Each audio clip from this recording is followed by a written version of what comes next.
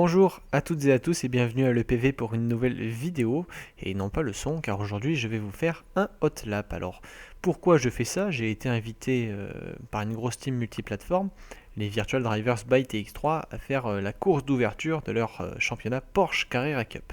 Alors ça se trouve sur le circuit du Red Bull Ring et afin d'aider tous nos amis pilotes participants à progresser, je mets en place une vidéo bien détaillée où on détaille le tour afin d'aider et de donner quelques repères visuels, des aides et des conseils pour aller un peu plus vite sans prétention aucune bien sûr. A noter que le tour enregistré a été effectué avec environ 23 litres d'essence, ce qui est la moitié du plein nécessaire pour les 20 tours de la course, et qu'il a été réalisé avec le setup d'origine de la voiture. C'est une voiture où il n'y a pas de réglage magique, qu'il a fait vraiment survoler.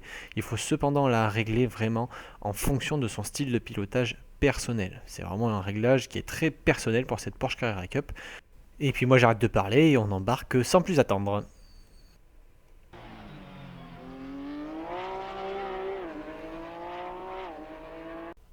Allez, c'est donc parti pour un tour complet et détaillé du circuit du Red Bull Ring à bord de la Porsche GT3 Cup.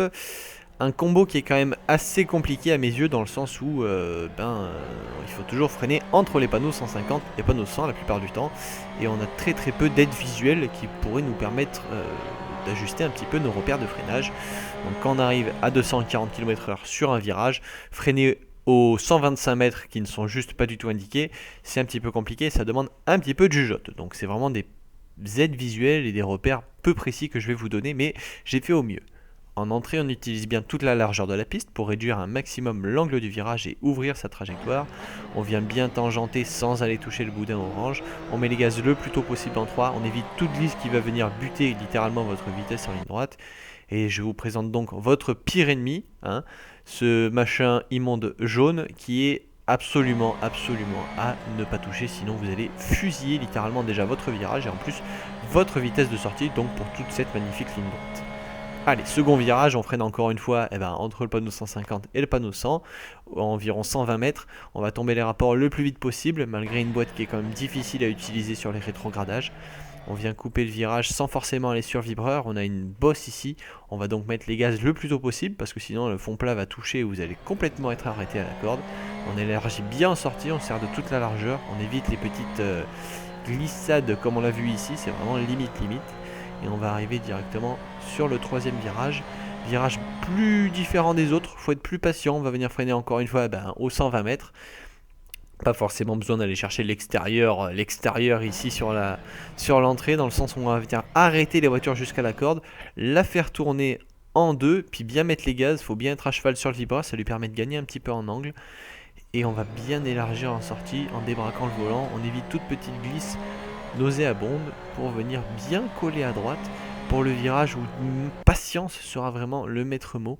On va venir freiner à peu près à 70 mètres, on va tomber l'A4, laisser couler la voiture, vraiment couler la voiture, on tombe l'A3, petit frein moteur, on est patient, vraiment patient, c'est un virage à long rayon pour venir bien s'échouer en sortie. Ici on va venir freiner à peu près à la fin de la pointe blanche, donc la fin de la zone verte. Alors deux écoles possibles dans ce virage, vous allez le voir, je rentre très tôt dans le virage. Je laisse couler la voiture, mais j'emmène beaucoup de vitesse. Alors, on l'a déjà vu auparavant, le principe c'est quand même, voilà, on voit le point de corde qui est pris vraiment très tôt, alors que déjà, d'habitude, on cherche un point de corde tardif pour pouvoir avoir une meilleure sortie. Dans ce virage, vous avez un léger banking et une légère cuvette. Vous allez donc pouvoir emmener un petit peu plus de vitesse si vous collez directement à la corde en entrée au lieu d'essayer de casser votre vitesse. Enfin, les deux derniers virages, le fameux double droit, on vient bien chercher à gauche, freinage au niveau de l'ombre, que l'on peut voir apparaître à gauche de l'écran, un petit peu avant, c'est quand même un peu mieux. On tombe la 4, on vient bien mordre le vibreur, petit passage de la 3. Ici, vous allez peut-être l'entendre sur le tour complet tout à l'heure, histoire de rajouter un petit peu de frein moteur, la faire encore tourner un peu plus grâce à la boîte de vitesse. On remet tout de suite la 4 pour la réaccélération. Ici, j'ai pas de repère de freinage, c'est vraiment du feeling. Et on va tout de suite tomber la 3, enfin dès que possible, pour venir faire glisser la voiture. Là on a l'impression qu'on est trop tôt à la corde, mais la voiture est en vraiment glisse des 4 roues. Pourquoi? Parce qu'il y a vraiment une marche, une cuvette, et on va venir plaquer la voiture dans cette zone en remettant les gaz à 100% afin d'éviter la glisse. En fait c'est un banking ultra violent si vous voulez, et qui va vous permettre de passer avec beaucoup de vitesse en sortie, si tant est que vous arrivez à rentrer en glisse. Et pas trop en avoir non plus parce qu'on n'est pas là pour faire de drift. Regardez bien, mes 4 roues sont clairement en dérive quand je m'inscris dans le virage.